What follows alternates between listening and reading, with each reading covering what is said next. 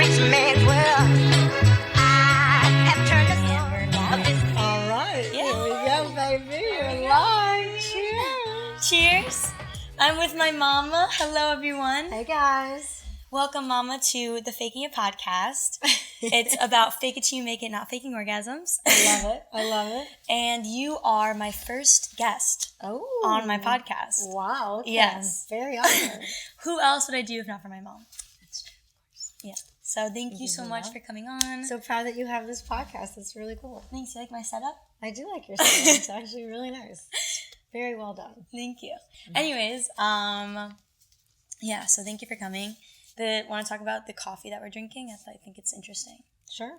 So we got, this is not, people may think that this is from Starbucks. It's not. Psych! This is not from Starbucks, even though it has all the Starbucks information on it. It's like in the Starbucks cup and it has a Starbucks cup holder. But we actually, during COVID, you want to say the story? Sure. So, I really followed all the COVID rules and I really didn't go out. I have a pre-existing condition, so I was really nervous to get COVID. And so for many, many months, I had no Starbucks coffee. And Miriam said, Ema, I'm going to find a way to get you your Starbucks coffee at home. Mm-hmm. So she found the exact machine that can heat my milk, because I like it Scalding. Extra burning, scalding hot. Mm-hmm. And I like sugar-free cinnamon dolce syrup, and I like non-fat milk that's also organic. So she found the right coffee maker. She bought the Starbucks pods. We got cinnamon from Sri Lanka. Yeah. We got non-fat organic milk. We got Starbucks sugar-free cinnamon dolce latte. Which is not easy anymore. I know. Now they discontinued it. And so we still managed to get it. We still have some. We have the last. Woohoo! Now they're going for like $200 a pop. We have like 8 of them. and then Miriam, in the supreme act of deliciousness, because at that point I had COVID and I was really sick. I was not getting out of bed and I was not doing well. She even bought the Starbucks cups and the Starbucks sleeves to kind of make me feel like life can be normal again. Mm-hmm. And even when COVID, the restrictions eased and we could go back to Starbucks, I like my version of Starbucks better than Starbucks. Right. It's organic. The cinnamon's from Sri Lanka. Exactly. It's always scalding hot. Yeah, scalding. Scalding, yes. Right. Okay, bad yeshiva education. Exactly. Okay, anyways, let's go to why I wanted to talk to you on this podcast. I want you to come on a lot. Sure. Onto my podcast. I'm all in, baby. Whatever you do, I'm there as your cheerleader. I know, thank you. You've always been my cheerleader, always. Same for you, thank you. I love you. I love you too. So it was really hard for me to decide what I want to talk about with you first. Okay. Because I have all these different things that I want to talk about with you, like business and like inspiration and like all these things like in ways that you've played a role in my life. Oh, yeah. I'm in for it all. Yeah. But when I thought about it, so the first episode that I did was about faking it, about like fake it till you make it. Okay. And the second part of what my podcast is about is not faking orgasms. So I thought that as episode 2 of my podcast, it'd be great for us to talk about sex. Of course. Great. What are your thoughts? Are you in? Yeah, why not? Yay! I'm in. Ladies and gentlemen, this is why my mother is a very supportive mom and why I can talk about sex all the time with her, because she's always a yes man when it comes to sex, True. That is true. Yeah. And so I thought I'd just talk about a little bit of my story with my own sexuality and like sex and how you've always empowered me, and talk about your little snippets too, and how you're open with your own sex life, and how like we're a mother-daughter, just like we can talk to each other about sex with our partners, and how that's we've created that as a normalcy in our relationship. Exactly. And so I thought and I think all mothers and daughters should be able to speak openly. To me, wouldn't it be better to get real advice from a parent than from a stranger? Totally. Yeah. And so I was wondering if we can start a little bit from the beginning. Sure. Back when I was 13 years old. Okay. And I have one thing actually that I remember that you taught me, but you can tell me if you want me to remove this from the podcast episode. Mm-hmm. It's when I think I was 12, and it was by the Shabbos table, and we got into the conversation about birds and bees. And it was literally like on Shabbos, which is so funny. And you're talking about birds and bees, and like, oh yeah, we all know what the birds and bees are. Mm-hmm. And I was like, yeah, I know. I was 12 years old. I knew. And then I was like, but what about gay people? I was like, and like, how do gay people do it? And I remember asking you that, and in my head, like, I didn't know that lesbian was even a thing yet. So when I said gay, it meant men. Right. And you're like, it's with the butt. Did I say that? Yeah.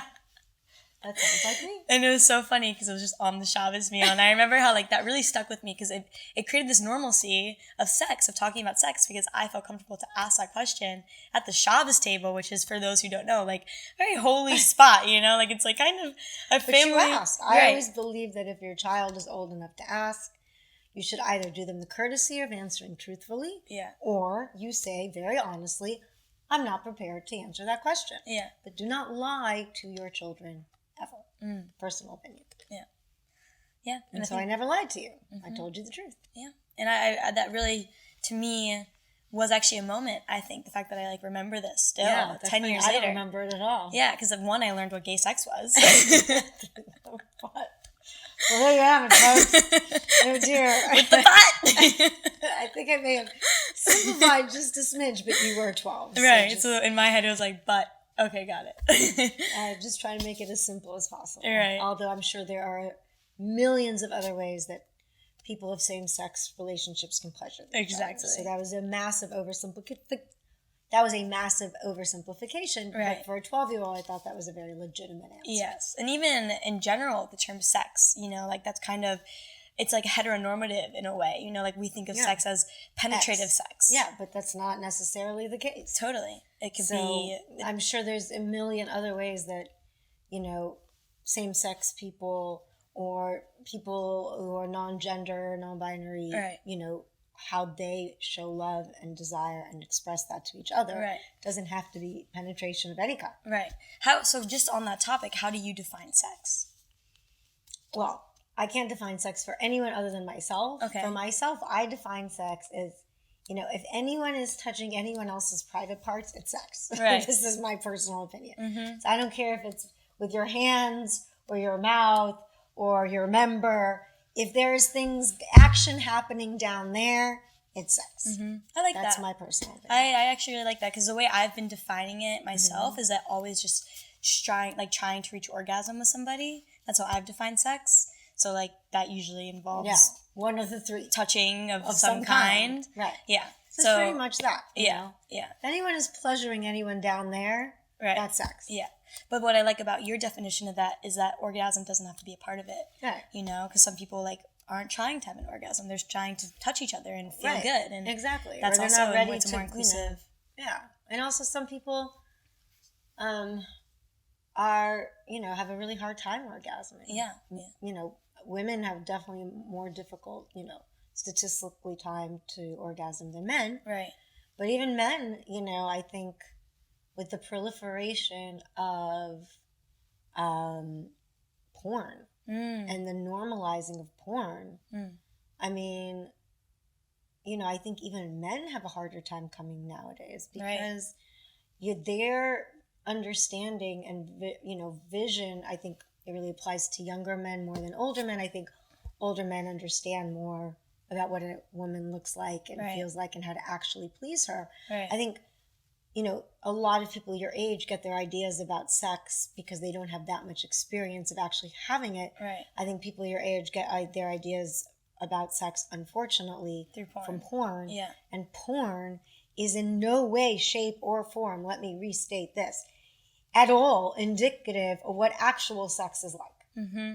And so I think young people come in to sex thinking, oh, this is a way to pleasure a woman. Oh, this is what a woman expects. Oh, this is what a man expects. And it's all wrong because it is based on a standard that I don't think anyone outside of a porn film could abide by. Right, totally. And I was actually just talking about this with somebody that I've noticed from my friends, because my friends range from the ages of 17 years old to 35, right?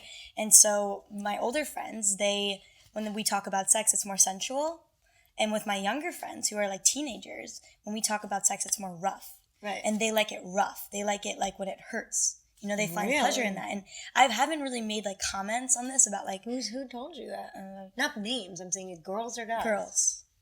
Yikes. Yeah, and the reason I think I haven't like said anything to them because they're like 17 and like I'm not like trying, I don't know, but it was an observation I've had recently that I think that because of porn, it's, and there's even like Billie Eilish recently made a statement that porn messed her up in a way because like she didn't mean to see such violent, just like masochistic sites, but when you go on Pornhub.com, that's the first thing that comes up, you know, and I think that is really it really is affecting people. I see it. What pleasures them, what even gets them hard, you know? Yeah, that's what I'm saying. I think porn has messed definitely with the younger crowd. I think porn has really messed with their understanding of sex tremendously. Yeah. And I think it's only as you get older when you start actually having your own sexual experiences and understanding what actually pleases a woman, what actually pleases a man, what actually how to please one another. Yeah.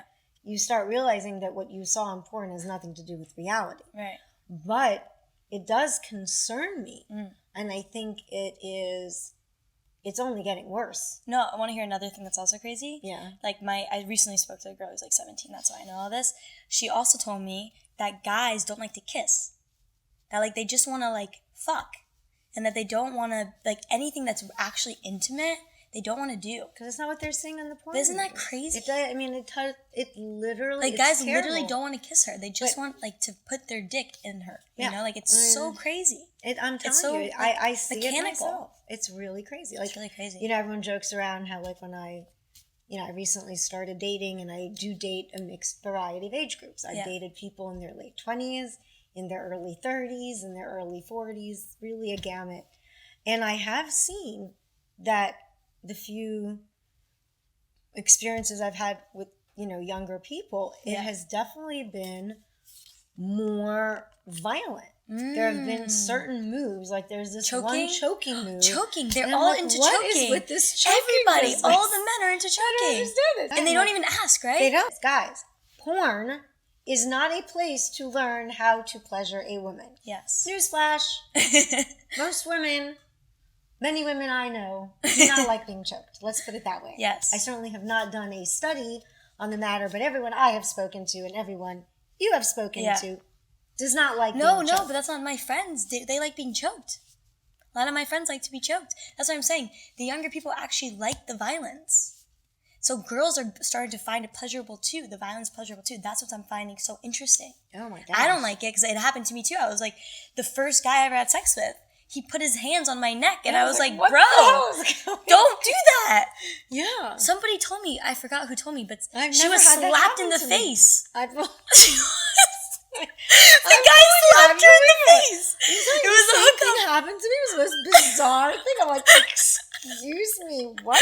Like a pleasure. What the fuck do you think you're doing? I'm like, and you learned this from where? Porn. Yeah.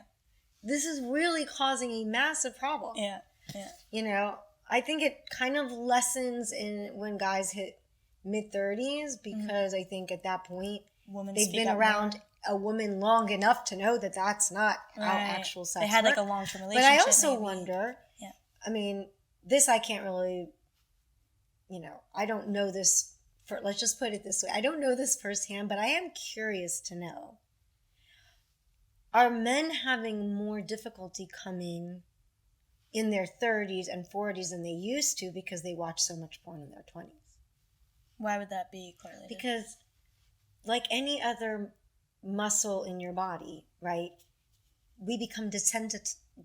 Like any other muscle in your body, you become desensitized to something you see very frequently. So for example, that's why if you use a vibrator too much, then it just like doesn't work anymore. Exactly. Yeah. It desensitizes that area. Right. That is physical desensitization. Right. There's also emotional and mental desensitization. So for example, if you see killing over and over and over again, the effect of it on you lessens with each time, right? Mm-hmm. That's why a soldier who has seen tens of thousands of people die will have a different reaction to someone dying in front of them than someone who's never seen someone die. Right. The same is true of, let's say, men in our world. In our world, men don't even see women's elbows or their collarbones. They're certainly not seeing people in bikinis. Mm-hmm. So they get turned on very quickly by Mm-hmm. anything because women are so unfamiliar to them. Right. Which is why I keep saying, if you stop making women unfamiliar to them, then they will be desensitized, and then a woman's elbow will do nothing to them. Won't be sexual. Won't be sexual. Right. The way to desensitize someone is to make it normal. Right. So Like nipples. Like nipples. Right? The fact that nipples... Free the nipple. It's like still if sexualized. Everybody, exactly. If everyone It's like an walked elbow. around, if everyone walked around with their nipples exposed, people would get used to it, and 50 years from now, nobody would think twice. It's just what we're used to. Yeah. There used to be, go back to the 1950s, women weren't allowed to wear pants. Go back to the 1800s, women weren't allowed to show their ankles. So these laws of what women, what is considered proper and improper constantly evolve, except for in our community. Yeah. But my point is that it's one thing, women uncover their bodies, and so men have learned how to control themselves, which is a huge, huge step in our evolution. Women don't need to cover themselves anymore because men have learned how to literally control themselves when they see a beautiful woman. So all of the laws in our world For the relating most part. to modest, if they're not, they get in trouble. Right. There are laws. Yeah. They are held responsible for their actions. Right. In our community, men are not responsible, right? Women are responsible for men's Right. actions. That's the rule. That's the law. The Right. law is a woman has to cover, so a man doesn't sin. Right. In this world, we don't say that anymore. We say a woman can uncover because a man has to control whether he sins or not. Right. It's up to him, not my problem. Right. So that desensitization there is great. But porn is a different kind of desensitization. Porn is the desensitization of the act of sex itself. And it becomes so over and over and over and over again. Think about how many how many times these guys have masturbated Right. to these porn things. That's what they got turned on by. Right.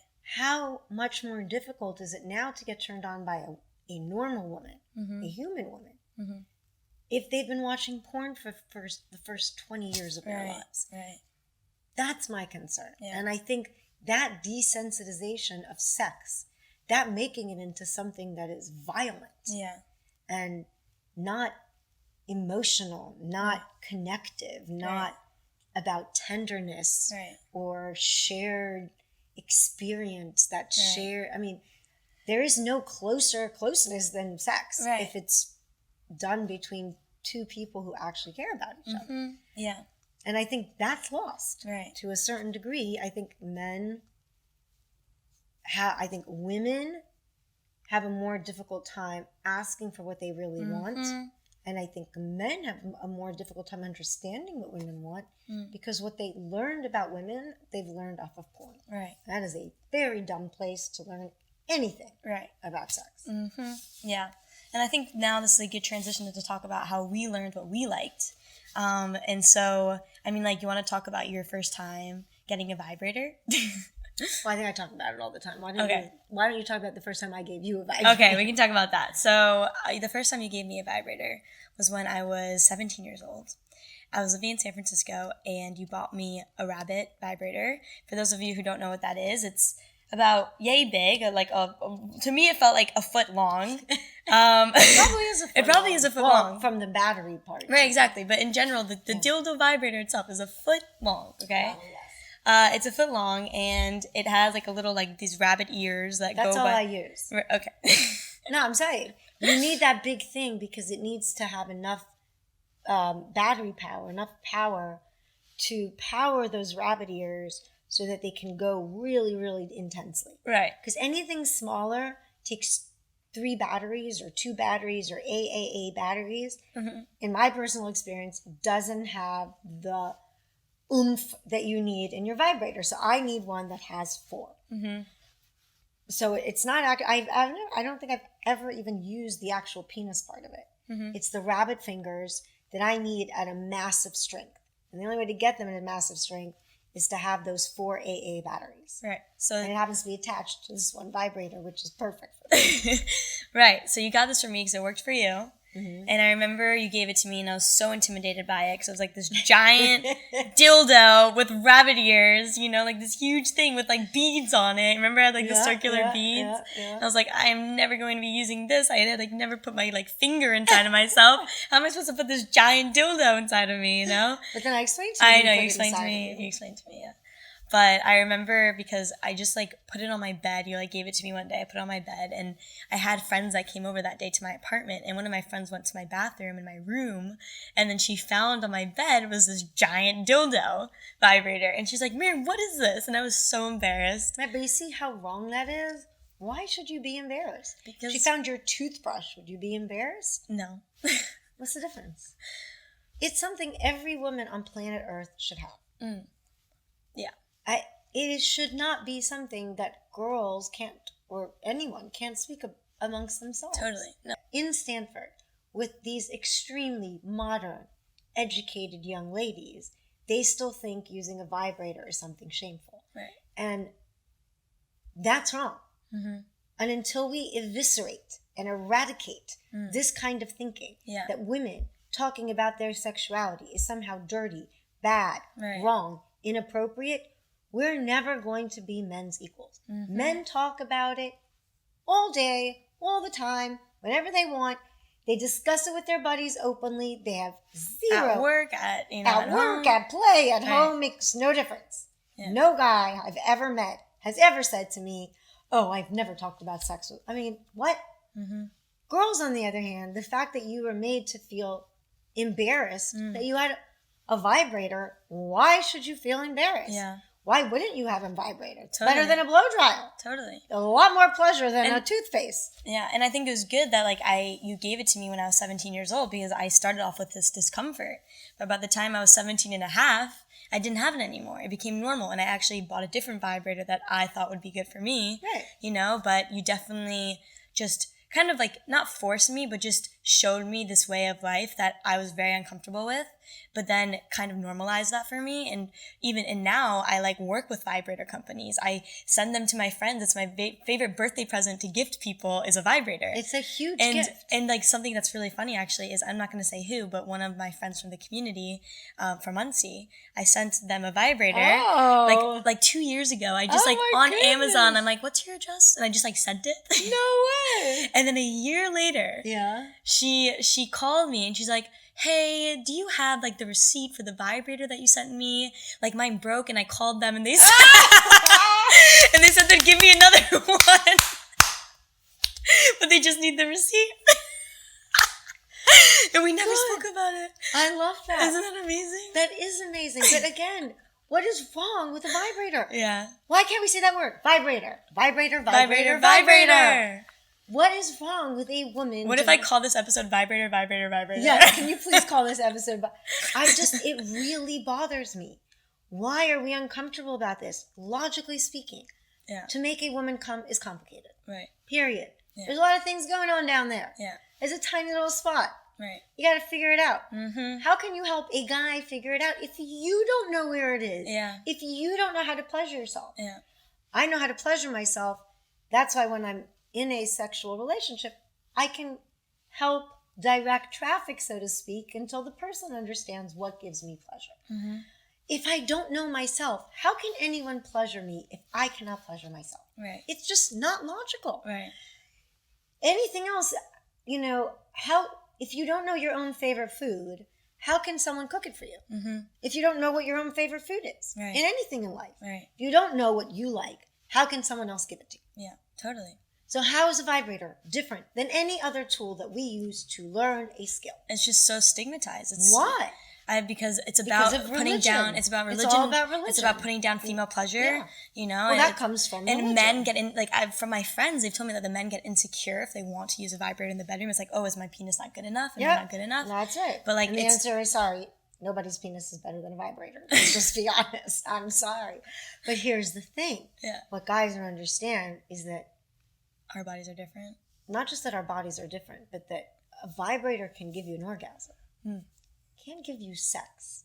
Those are two very different things. Right. Sex is about connection. Right. It's about skin on skin. Right. It's about pleasuring each other and touching each other and exploring each other. Mm-hmm. It isn't just about the act of orgasm. Yeah. But to make sex special, that has to be good, meaning there has to be kissing and touching and caressing and discovery. Mm-hmm. There has to be play. Right. Totally. Because if it's just in, out, wham, bam, you might as well just use your vibrator. Mm-hmm. So what a guy has to understand is that it's not his dick that we're looking for. It's his whole being. Mm. And his attention and his adulation and desire. Right. And pleasuring and that shared connectedness. Right. You know, and it's also, I think you, like me, like most people that I know, we derive pleasure from giving pleasure. Mm. You know, I mean, I love to give pleasure. Right. I love to give pleasure probably more than even I love to receive pleasure. Mm. It gives me joy. Right. You know, it's like I like to give gifts more than I like to get gifts, right? So that's also part of the sexual experience is the giving of pleasure. Mm. And I think you don't get that from a vibrator either. It's a one-way experience. Yeah. I love the interactive relationship, emotional, mental, physical of two people trying to give one another pleasure. I think that's very beautiful. So how do you, because I know a lot of like people and women that I know don't really know how to ask for what they want in the bedroom. Do you have any advice on like how they can say what feels good and what doesn't? Yeah, so I'm probably the wrong person to ask that question too, because my personal opinion is figure it out from my body signals. Like I think that I give such clearly delineated body signals that you can't figure it out. Like, dude, just it's not going to work. Okay. Because, like, in other words, you can tell if someone does X. You know. But if they don't figure it out from your body signals, I honestly, if they can't figure it out, I probably won't sleep with them again. Okay. So I'm probably the wrong person to ask. Maybe people are more patient than I am. Okay. For me, it's like if you can't get me, and I think it's pretty clear because I make it very clear. My body's very, very what's the word? Expressive. Expressive. So you know how I'm feeling. So I think you can figure it out. Right. And, you know, I wrote a lot of the things that please me in my books. If anyone really wants some notes, they can pick it up in my book. Yeah. I have some advice then on that. Yeah. What I've been telling people is what I do is myself is I would like say, oh, I want you to feel good. Like when I'm doing something to them. So like tell me what feels good. And then I set this norm of just like communication. You know, by doing that. And then I ask as I'm doing something, like, how does that feel? And that just, like, sets this norm in, like, the sexual encounter of, like, we're going to talk. Right. And we're going to talk about what feels good and what doesn't. That's amazing. So that's like step one. Just like setting this expectation that communication is okay and that we can do this. Yeah. And then when it's like, let's say I'm in the receiving, then we already had that norm of like communication's okay. And so either they might pick up on that too, like, oh, like what, tell me what feels good for you. Right. So either that happens, and if they don't. Or you can say it yourself. Or you say it yourself because you've already set this norm, and you just say like, oh, I would love if like, oh, it feels so good if you can do a little higher. Like, and you make it hot even, you know, like, like with this like softer please, you know, like softer, you know. Like, totally. Just like you can make it sexy. See, the problem is I can't talk during the act. Okay.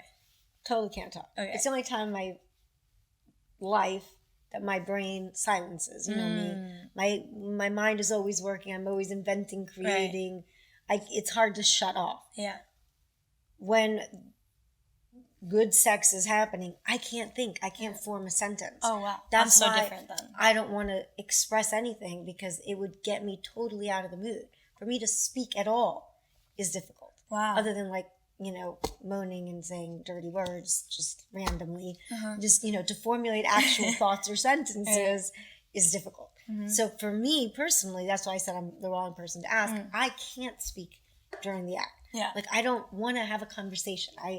My mind just closes. It shuts. It's just pure physical emotion, pleasure, sensation. Right. So when someone talks to me, they get me out of my zone completely. Got it. Which is why I think that with my physical cues should be sufficient to get people to understand what I want. Got it. If you're comfortable speaking while you're having sex, then I think you should say whatever you want. I mean, that'd be great. I love talking during sex. I love saying like your arms are so beautiful. Like this is like I love kissing this part of your body. Arms. I couldn't find the word your arms. I'm like talking. I talk a lot. Total sludge when I'm having sex. That's so funny. That's something different. That's something different because that's cool. Yeah, I get all in. You know, I'm an all in person no matter what I do. I'm all in there too. That's good. I think I want to share with my followers the first time that I had an orgasm. Go for it. Because we both know that very clearly the first time you had your first orgasm. Yeah, we both know that it was quite a journey for me to get an orgasm for the most part. Yeah, and I'll probably do a whole episode on my orgasm story. Yeah. But I just will share this one thing because you played a big role in that. Was when I did have an orgasm for the first time. I remember. And it was when I was finally comfortable with sex. I think I just hit this point where, like, I remember that the sexual encounter I had in my head was considered dirty, because I just let go. And I wasn't thinking about, like, what's considered normal in sex or how I should be looking when I'm, like, on top of somebody or, like, I was just like, it felt more animalistic. Like, I really was just listening to my body. Yeah. And it felt good. Right. And when that happened, I wasn't thinking about trying to have an orgasm. I was just enjoying it. For the first time in my life, I had an orgasm. And I remember that right after that happened, I just felt disconnected from my body. Like I was watching me and my partner, and I felt this wave of guilt. I remember. Just wave through my entire body. And I remember just that I couldn't fall asleep that night. I just felt dirty. I felt gross. I felt just... You came to me like at 4 a.m, I think. Yeah, like 4 or 5 a.m. I remember I went downstairs because I wasn't sleeping, and you were there too, not sleeping as well. Surprise. Mm-hmm. And I came to you and I told you that what happened. Do you want to say anything on it? Yeah, I mean, it really made such a tremendous impression on me on how much damage the way that we were brought up has done to both of us. Right. Because, you and I had been trying to figure out, because you'd been trying to have an orgasm for almost a year and a half. Yeah. And without any success. Right. And, I'm not a sex therapist. Like, that's why I said go to sex therapy. And I did again, and she comes on my podcast. Good. Yeah. So I sent Miriam and I sent you to sex therapy. An amazing one, thank you. You're very welcome. But also because I didn't know, other than giving you a vibrator and making you feel comfortable about sex, how to help. Yeah. So when you came to me and said, hey, I had my first orgasm, and I thought you were coming to tell me this and you'd be all excited, like it happened, you made it, you did it, and you say, I had my first orgasm, and you just burst out crying, and you were hysterical. Yeah. And by the way, it wasn't downstairs, it was upstairs in my room. You just saw the light on because I wasn't sleeping. But it was like 4:35 a.m. and I was still in my bed. And you came in and you told me I had sex and I had an orgasm. And I was like, yeah. And you burst out crying. And at first I was like, what?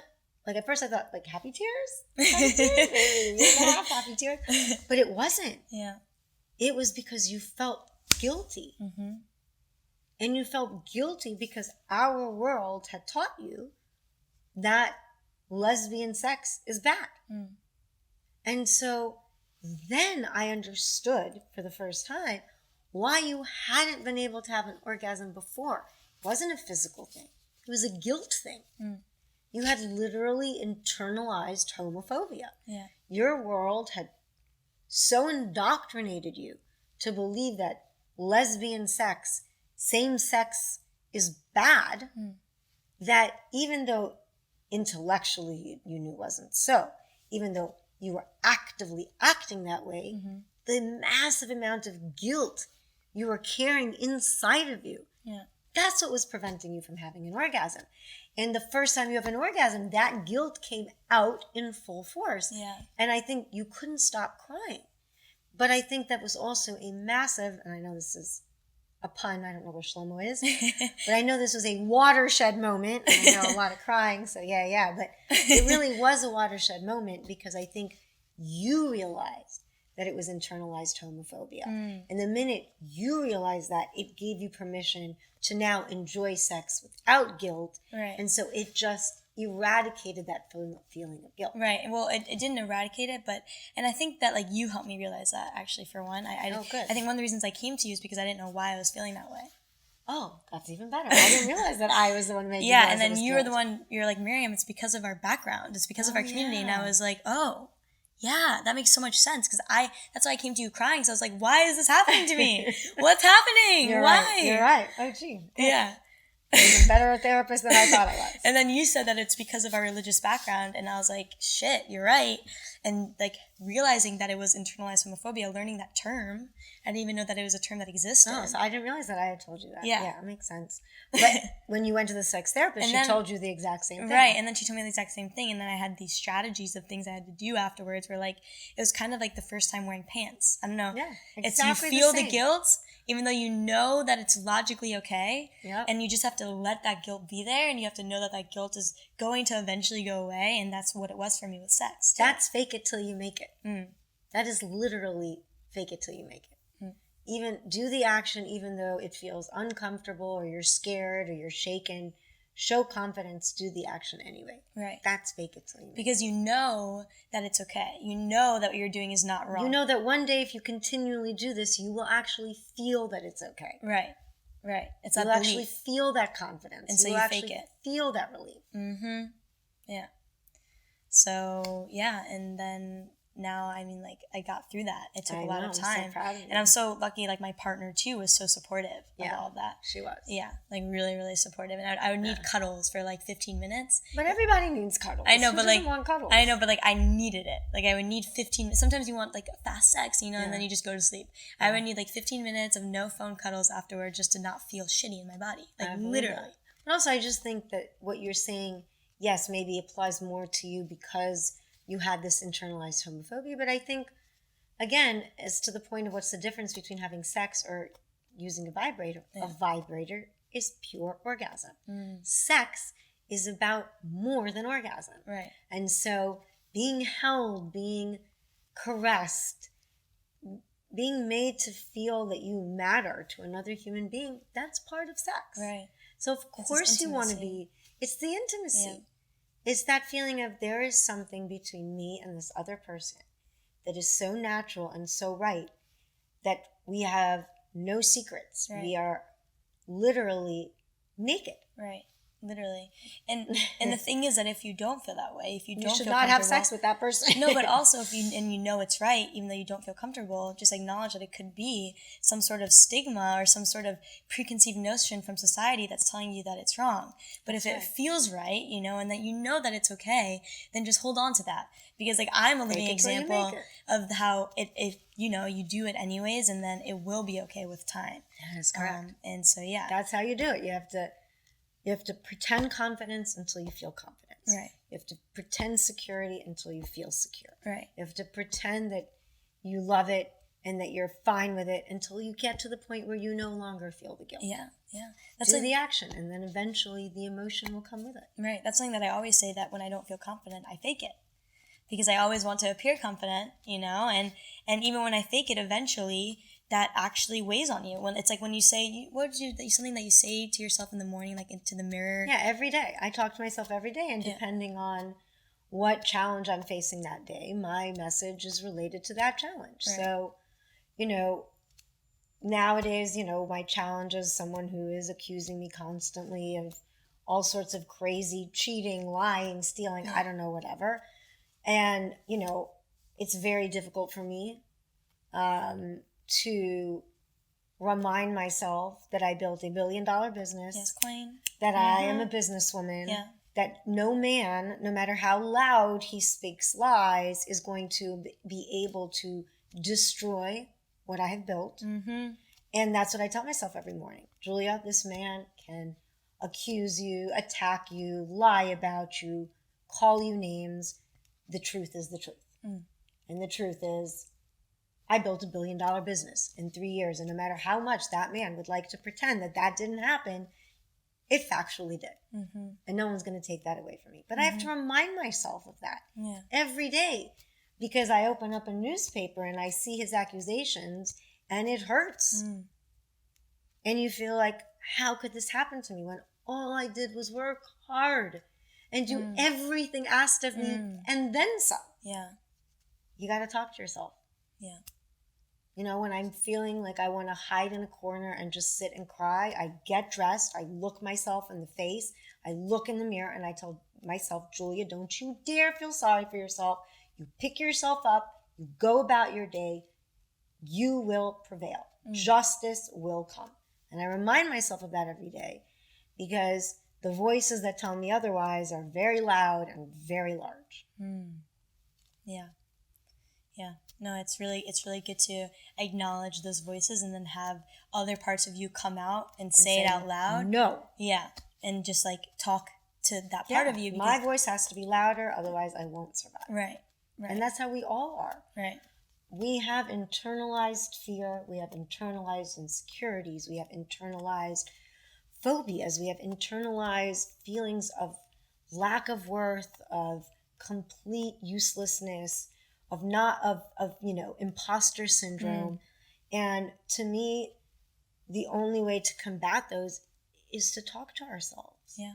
And to put on our armor, even if we don't feel brave, to act brave. Because if we continuously act brave, one day we will be brave. Yeah. That's totally what I believe. Yeah. Yeah, and that's why I started this podcast, because that's what I believe too.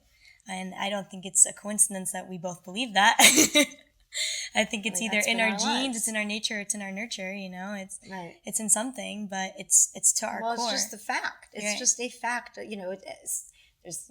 There's so many books about it. Psychiatrists and psychologists talk about the power of positive reinforcement. Right. How we believe what we hear. Yeah.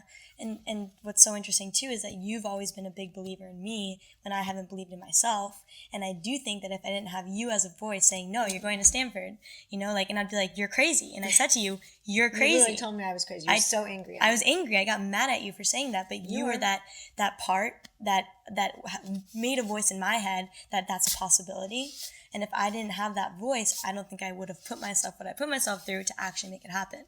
Yeah. And that As I'm saying, if you believe you can, right, you do. Right. I made you believe you could. Right. So you went out and did it. Yeah. And that's really what it is. Right.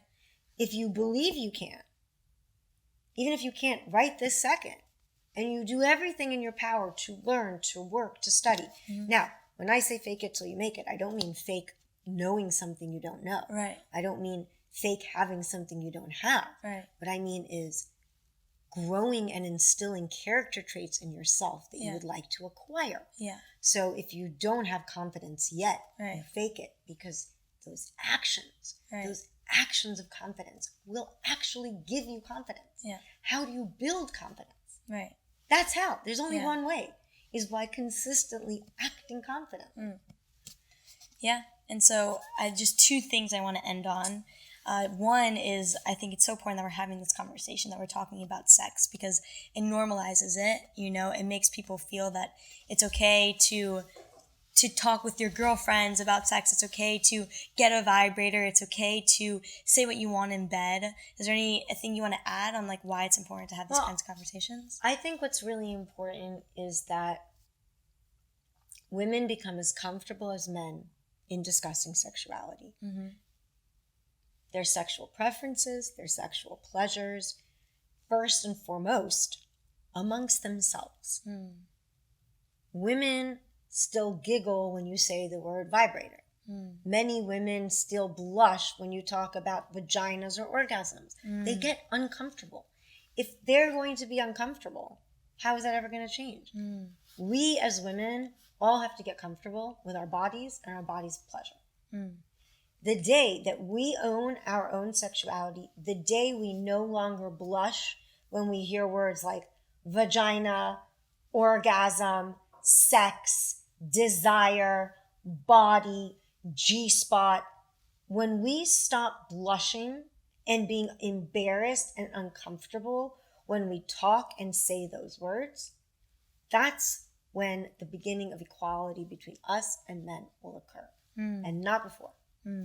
We have to get comfortable with it. They're already comfortable. Right. We don't need anything from them. Right. It's us. Yeah. It's totally. on women, ourselves, to look at ourselves in the mirror, or to tell our daughters, our sisters, whoever we are closely tied to, that not only is it okay to talk about sex, not only is it okay to learn how to receive and give pleasure, it's necessary and healthy and normal and part of life.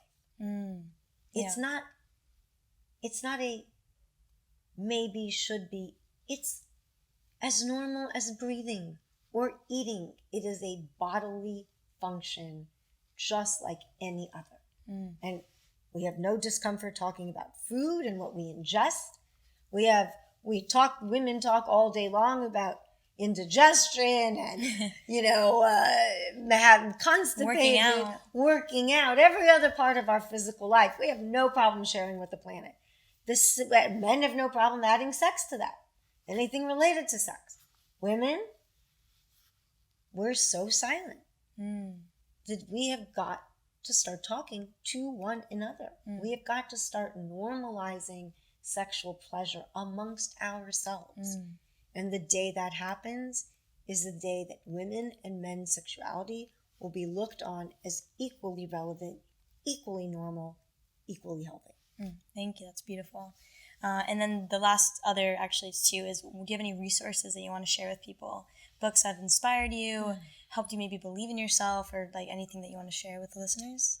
My fam, I call them the Faking It fam. Oh yeah, I love that. Well, for me, I always derive inspiration from the female outliers of the past. I loved reading about Catherine the Great. There's a book called Catherine. I can't remember the name of the author. We'll put it on the bottom of the podcast. Notes, yeah. Catherine, I love learning about Catherine. I love reading about Cleopatra. I love learning about the Virgin Queen of England. These are the women, Hypatia.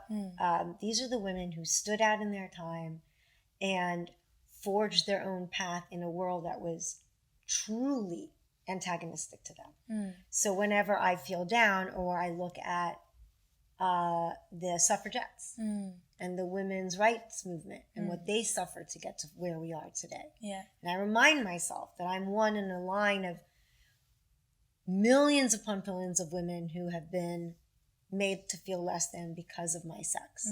And that we are a generation in thousands of years of generations of women who have been denigrated and made to feel shameful for being pleasured. You know that in the early 1900s, all the way through, like, I think 1920, 1930, maybe even up to the 1940s. I'd have to look it up exactly.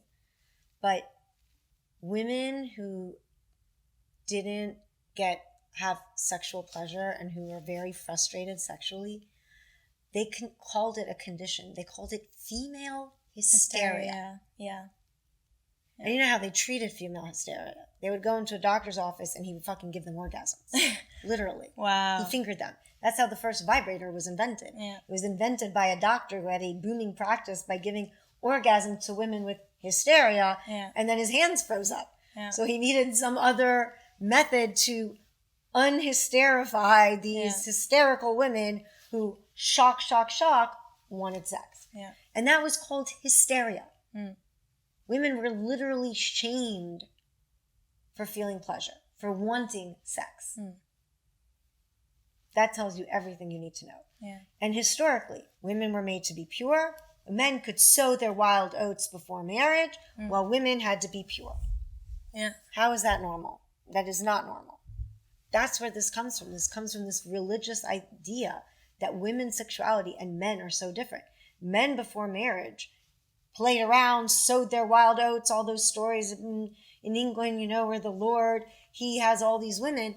This girl's never had sex, never kissed a guy. If her virtue is questioned, no one will marry her. Right. And so that dichotomy, that discrepancy between the sexes started out there from religion. Yeah. And so women have to be pure and men could play and do whatever they want. That double standard needs to finally end. Yeah. Women don't need to be any purer than men. And if men are selling wild oats, so should women. And women have every right to sexuality as much as men do. Yeah. Period. End of story. Yeah. Yeah, totally agree. And I hope this will help women sow their oats more. Yes, sow your oats. And don't be ashamed to enjoy sex. Don't be ashamed to talk about sex. Right. Normalize it. Yes. Talk to your sisters, your children. Right. Of course, I spoke to Miriam when she was 17. Right. We're not talking about speaking to your 6-year-old, right? You have to think, obviously, what age is appropriate. on their maturity level. On their maturity level. If they're starting to be sexually active, or, That's right. I mean, you have to know your own child. I don't think there's any particular age. For me, this conversation with my daughter was when she was 17. I'm sure many people, their daughters are having sex much earlier than that. Talk to them about it then. Right. If they're going to be doing it, let them do it with your permission. Let them do it with your help and your guidance and your say-so, so that it's normalized for them. Right. So that there's no internalized guilt. Yeah. Do not give your children internalized guilt that will mess them up for the rest of their lives. For what? Women have as much right to their sexual pleasure as men do. It's that simple. Mm-hmm. Yeah, well, the last question asked is like, how have you faked it? But I think you've answered that. I answered that. And so, so thank you so much for coming on my podcast. I'm so proud of you. I love this podcast. Thanks, Mama. All right. Well, that was an absolutely incredible conversation that I had with my mom. I'm so grateful that I was able to share with you all, my Faking It fam.